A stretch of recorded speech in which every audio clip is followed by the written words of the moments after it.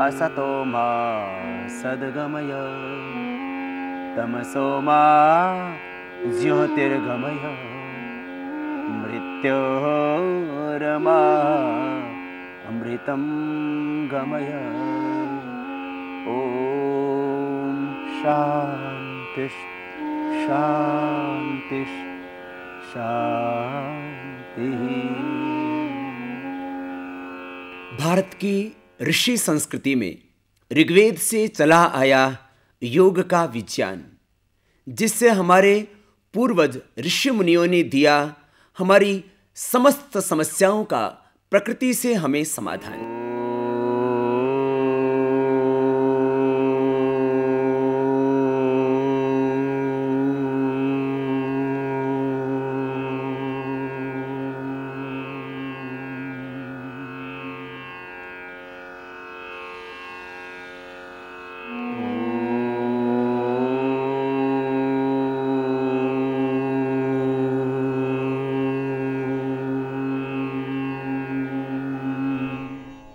भारतीय ऋषि परंपरा के अनुसार जब तक हम जीते रहे तब तक बहुत से रोगों से हम बचे रहे। भारतीय जीवन व्यवस्था ऋषियों की शिक्षाओं और कृषि पर आधारित थी। ऋषियों की शिक्षाओं से लोगों के जीवन में संयम था, सदाचार था, सद्भावना थी, परस्पर प्यार था, संयुक्त परिवार का वातावरण था। उससे देश में संगठन था, यूनिटी थी, सुख था, वैभव था।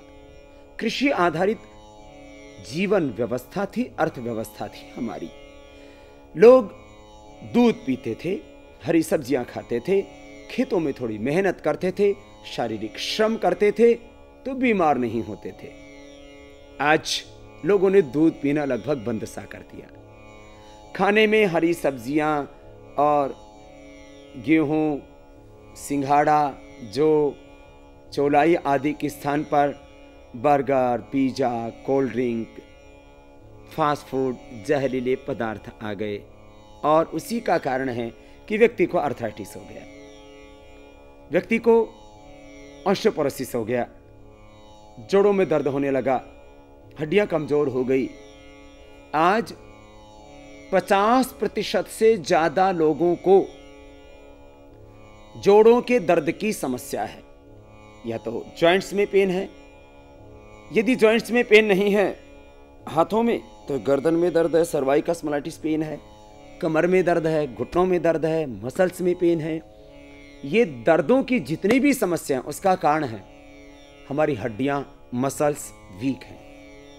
हड्डियों को पोषण मिलता है कैल्शियम से, मसल्स को पोषण मिलता है प्रोटीन से। दूध में प्रोटीन और कैल्शियम दोनों की भरपूर मात्रा होती है। दुर्भाग्य से इस देश में गरीब आदमी पैसे के अभाव में दूध नहीं पी सकता और अमीर आदमी को पीने का शुद्ध दूध नहीं मिलता। नकली दूध, नकली दवा, नकली बाबा, नकली नेता और नकली चीजों ने देश को तबाह किया हुआ है। 50% बीमारियां हमारी खाने पीने की अशुद्ध चीजों के कारण से। खाने पीने की चीजें अशुद्ध हो गई, वायु अशुद्ध हो गया, जल अशुद्ध हो गया, अन्न में भी इतने ज्यादा पेस्टिसाइड्स आने लग गए, इतने ज्यादा केमिकल्स डाले जाने लग गए, इतने ज्यादा उसके अंदर खेत में यूरिया और दूसरे फर्टिलाइजर्स का उपयोग होता है और वो सारे जो खेत में जो कुछ डाला जाता है वो हमारे इस क्षेत्र में, शरीर को भी क्षेत्र बोलते हैं, यहां तक आता है और उससे व्यक्ति का जो शरीर था वो जर्जरित हो गया। पहले जोड़ों में दर्द की शुरुआत, शिकायत ये 80 साल 90 साल में जाकर के हुआ करती थी। मैंने अपनी दादी को देखा, करीब 100 साल की थी। मेरी दादी को, परदादी को 100 साल की उम्र तक जोड़ों में दर्द नहीं था, आंखों पर चश्मा नहीं था, कान में सुनने के लिए मशीन नहीं थी और दांत नकली नहीं थे। क्या था?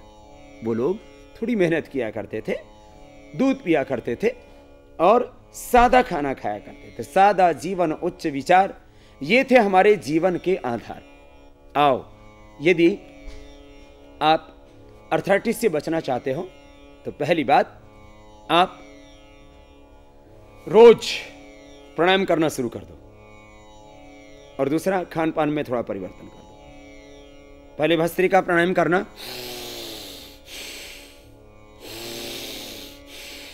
5 मिनट, और फिर करना कपालभाति 5 मिनट से शुरू करके आधा घंटे तक। बोन मिनरल डेंसिटी एक टेस्ट होता है जिसमें पता लगता है कि आपकी हड्डियां कितनी मजबूत हैं। जैसे लकड़ी में दीमक लग जाता है तो लकड़ी देखने को दिखती तो है पूरी, लेकिन भीतर से खोखली हो जाती है।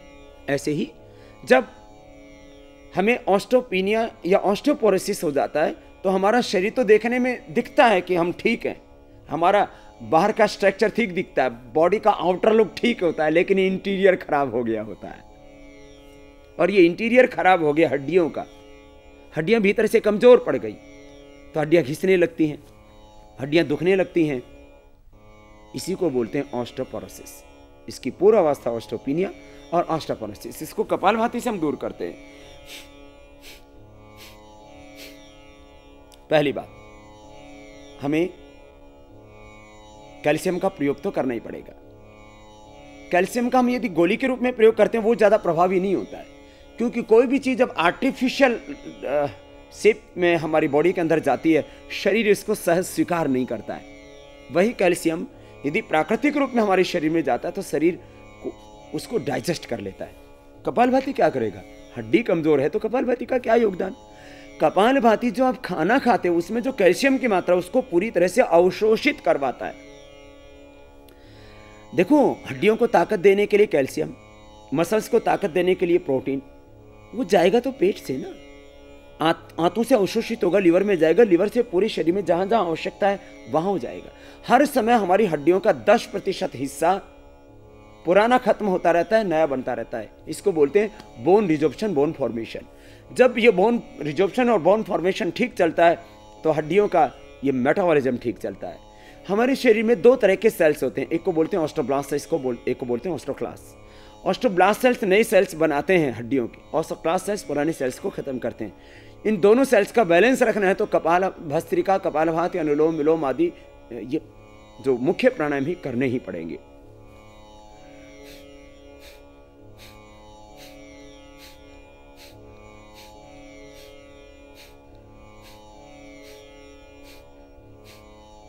सांस को बाहर छोड़ना, उल्टा नहीं करना, यूं नहीं करना, ऐसे मत करना, और बहुत जोर से भी नहीं करना। कंधे नहीं हिलाना, गर्दन नहीं हिलाना, मुंह नहीं हिलाना, यूं ऐसे नहीं करना। कुछ लोग करते तो हैं, बाबा जी हम भी कपालभाति कर रहे हैं, आपने बोला था कपालभाति से बढ़ा हुआ वेट घट जाता है, घटा हुआ वेट नॉर्मल हो जाता है, ऑस्टियोपेनिया, ऑस्टियोपोरोसिस, रोमेटॉइड आर्थराइटिस ठीक हो जाता है, कपालभाति से डायबिटीज नियंत्रण में आ जाती है, कंट्रोल में आ जाती है, पेशाब की बीमारियाँ ठीक हो जाती है, गैस कब्ज ठीक हो जाती है, लिकोडर्मा, सोराइसिस, सारी बीमारियाँ कपालभाति से अच्छी होती हैं। तो बाबा हमने भी कपालभाति किया। मैंने कहा कैसे किया? मैंने कहा किससे सीखा? बोला आप ही से तो सीखा। मैंने तो ठीक सिखाया था, तुमने गलत किया। गलत नहीं करना, प्राणायाम ठीक होना चाहिए। प्राणायाम एक विज्ञान है, इसको ठीक से अपनाना। तो कपालभाति प्राणायाम ऐसे करना। तो इससे जो आप दूध पीते हैं, जो आप लेते हैं शरीर में कैल्शियम के लिए, कैल्शियम की पूर्ति के लिए आप सिंघाड़ा खाते हैं। सबसे रिसोर्स है कैल्शियम का खाने की चीज़ों में दूध, उसके बाद सिंघाड़ा, उसके बाद चौलाई। सिंघाड़ा, चौलाई ये अपने आटे में हमें मिलाने ही चाहिए। जो गेहूं का आटा लेते हैं उसमें कैल्शियम होता है लेकिन उसकी मात्रा थोड़ी कम होती है, और उसमें आयरन भी होना चाहिए। आर्थराइटिस के पेशेंट्स का आयरन भी कम हो जाता है, हीमोग्लोबिन उसका कम हो जाता है, इसलिए थोड़ा सा उसमें बाजरा मिला लेना चाहिए। हमने एक आरोग्य आटा के नाम से लोगों को एक आटा बताया कि आप इसको घर में बनाइए और आप osteopenia, osteoporosis, arthritis, joint pain आदि रोगों से बच सकते हैं। क्या है ये आरोग्य आटा, और भी बहुत सी योग की विधाएं और प्रकृति से जुड़े हुए समाधान बताएंगे आपको एक छोटे से विराम के बाद योग पुरुष में। योगेन चित्तस्य पदेन वाचा मलं शरीरस्य च वैद्यकेन योपाकरोत्तं प्रवरं मुनीनां पतञ्जलिं प्राञ्जलिरानतोऽस्मि। ॐ शान्ति शान्ति। अनुसंधान प्राचीन काल में भी होता था, ऋषि महर्षियों के ज़माने में भी होता था।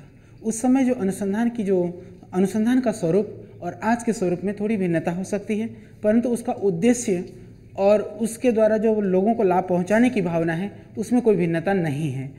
आज यदि हम आयुर्वेद की दृष्टि से देखें तो यदि आयुर्वेद पिछड़ा तो इसमें ये कारण रहा कि समय के हिसाब से जो अनुसंधान की जो पैरामीटर्स थी, उनके जो मानदंड थे, कहीं ना कहीं हम उसमें पीछे रहे। तो इस कारण से आज आयुर्वेद विश्व की जो चिकित्सा पैथी है उसमें बिछुड़ गया। परंतु पतंजलि योगपीठ के द्वारा श्रद्धेय स्वामी रामदेव जी महाराज के प्रयत्न से हमने आयुर्वेद और योग के अनुसंधान के क्षेत्र में यह प्रयत्न किया कि जो विश्व स्तरीय जो मापदंड हैं उन मापदंडों को अपनाते हुए योग और आयुर्वेद को लेकर के हम अनुसंधान कार्य करें। इसके लिए हमारी संस्था विविध तरह का, जैसा कि हमने कहा कि बहुत बारीकी से, बहुत सूक्ष्मता के साथ इस कार्य में हम लगे हुए हैं। जहाँ तक आयुर्वेदिक दवाई बनाने की बात है, यदि एक छोटी छोटी चीज़ों को लेकर के जब हम घनसत्व बनाते हैं या जब हम गोली बनाते हैं, जब हम चूर्ण बनाते हैं, उन चूर्ण का यदि हम उसकी जो साइज़ है, कितनी साइज़ का चूर्ण होना चाहिए, कितना बारीक चूर्ण होना चाहिए, उसके बाद में मॉइस्चर वगैरह हम कैसे परीक्षण करें, इन सब चीज़ों को जानने के लिए भी अनुसंधान की आवश्यकता है। बहुत बारीकी के साथ निरीक्षण करने की ज़रूरत है, उसकी परीक्षण की आवश्यकता है। तो ये सारे कार्य को हम काम करते हैं। इस जो हमारी केमिस्ट्री की ये जो लैब है, इसके अंदर ये सारी गतिविधियों का अनुसंधान कार्य हमारे यहाँ चलता है। तो जिससे कि जैसे कोई गोली बन गई तो गोली कितनी साइज़ की होनी चाहिए, कितनी वो घुलनशील होनी चाहिए, कब वो टूटनी चाहिए, इन सब चीज़ों को भी हम बहुत ही बारीकी के साथ देखते हैं, जिससे कि आम व्यक्ति से लेकर के जो इस क्षेत्र में लगी हुई जो संस्था हैं उन सब को लाभ मिले। क्योंकि जब आयुर्वेदिक औषधि की आवश्यकता बढ़ेगी, डिमांड बढ़ेगा, तो निश्चित रूप से जो हमारा एक किसान है, एक आम व्यक्ति है, एक गांव से जुड़ा हुआ, एक आदिवासी क्षेत्रों में रहने वाला, एक सुदूर ग्रामीण क्षेत्र में रहने वाला हर व्यक्ति को इससे लाभ होगा। यही हमारा उद्देश्य है। इसके लिए हम ये अनुसंधान से जुड़ी हुई विविध पहलुओं के ऊपर हम चर्चा करेंगे और हम आपको जानकारी देंगे। तो आप इस कार्यक्रम को देखते रहिए, जिससे कि अनुसंधान में आप देखें कि कैसे होता है अनुसंधान, और इस योग विज्ञान के कार्यक्रम के अंतर्गत आप इन जानकारियों को अपने तक भी पहुंचाइए और देश दुनिया में उसको आप प्रेरित और प्रचारित करें। ओम भूर्भुवस्वः तत्सवितुर्वरेण्यं भर्गो देवस्य धीमहि धियो यो न प्रचोदयात्। ओम शांति शांति शांति। हमारे गलत खान पान, गलत जीवन शैली,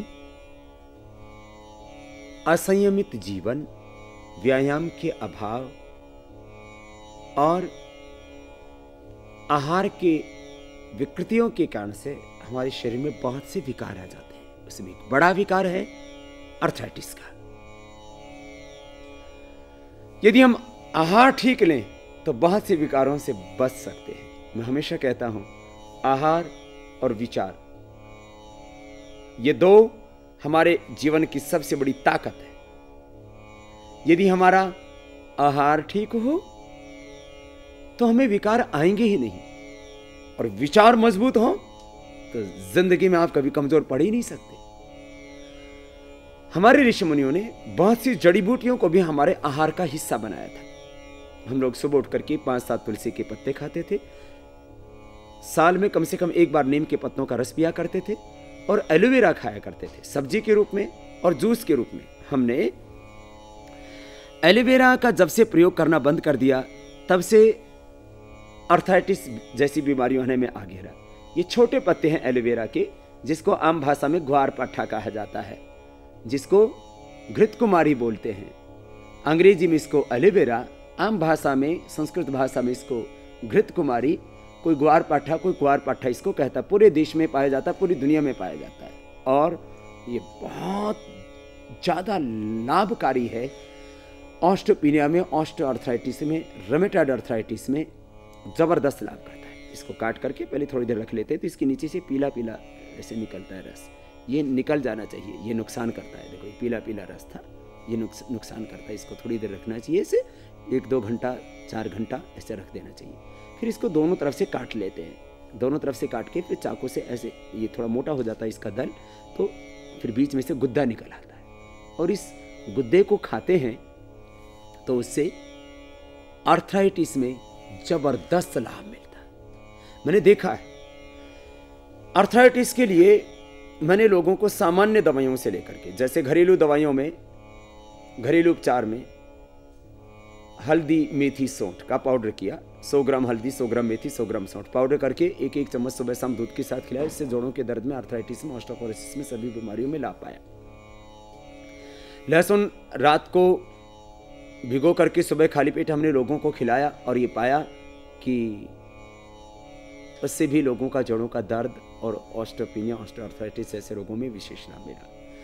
इसके अलावा चंद्र प्रभावटी, योगराज गुग्गुल, सिंहनाथ गुग्गुल, त्रिदशांग गुग्गुल, मावा, त्रिधन रस, प्रवाल पिष्टी, बृहत्वाद चिंतामणि 1 ग्राम ही 300 रुपए के करीब का आता है बृहत्वाद चिंतामणि। इन सब औषधियों से जो लाभ हमने पाया, उससे सैकड़ों गुणों लाभ इसी एलोवेरा से पाया, और ये सब जगह मिलता है और इसका नुकसान कोई नहीं।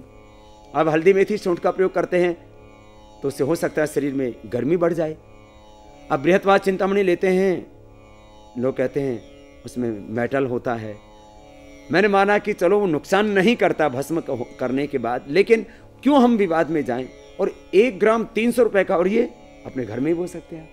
एलोवेरा का जूस आधा कप से 1 कप तक सुबह शाम, आप सुबह खाली पेट, शाम को दोपहर के खाने के 4-5 घंटे बाद 5-6 बजे के आसपास ले लीजिए। दोनों टाइम एलोवेरा का जूस आप पीते हैं तो आर्थराइटिस से बचाते हैं, और एसिडिटी होगी नहीं आपको। रोमेटॉइड आर्थराइटिस हो, ऑस्टियोपीनिया हो, ऑस्टियोआर्थराइटिस हो, किसी भी तरह का आर्थराइटिस, करीब 100 प्रकार का आर्थराइटिस होता है। उसी में से ऑस्टियोपोरोसिस, जिसमें हड्डियां कमजोर हो जाती है, वह भी एक बीमारी एलोवेरा के जूस से, जब हमारी आंतें ठीक हो जाएंगी तो उससे कैल्शियम पूरा अवशोषित होगा, और ऑस्टियोब्लास्ट, ऑस्टियोक्लास्ट सेल्स को बैलेंस करने में मदद करेगा, जिससे कि बोन रिजर्प्शन, बोन फॉर्मेशन ठीक होगा, तो ऑस्टियोपीनिया, ऑस्टियोपोरोसिस दोनों ठीक होंगे। और एलोवेरा के जूस के अलावा 9 अनाज, उनसे मिलाकर के हमने एक आरोग्य आटा बनाया। आपको भी मैं बताता हूं, आप भी घर में बना सकते हैं। और हमने पाया कि उससे आर्थराइटिस में बहुत मदद मिलती है, आर्थराइटिस को दूर करने में। 1 किलो गेहूं, 250 ग्राम चौलाई, 250 ग्राम सिंघाड़ा, 250 ग्राम जौ, 100 ग्राम चना, 100 ग्राम सोयाबीन और 100 ग्राम ज्वार, बाजरा, मकई, ये 9 चीजों का आटा बनाएं और इसकी सुबह शाम रोटी खाएं। आप देखेंगे और कहेंगे कि आपका ऑस्टियोपीनिया और ऑस्टियोआर्थराइटिस आपके आहार से ही मिट रहा है। आहार ही आपका उपचार बन रहा है, आहार ही आपकी दवा है। और गलत आहार लेते हैं तो वही आपके भीतर बीमारी पैदा कर देता है। आर्थराइटिस के पेशेंट दही, छाछ, खटाई आदि खाते हैं तो दर्द बढ़ जाता है। आओ, आहार से अपने भीतर विकार पैदा ना करें, आहार को अपना उपचार बनाएं।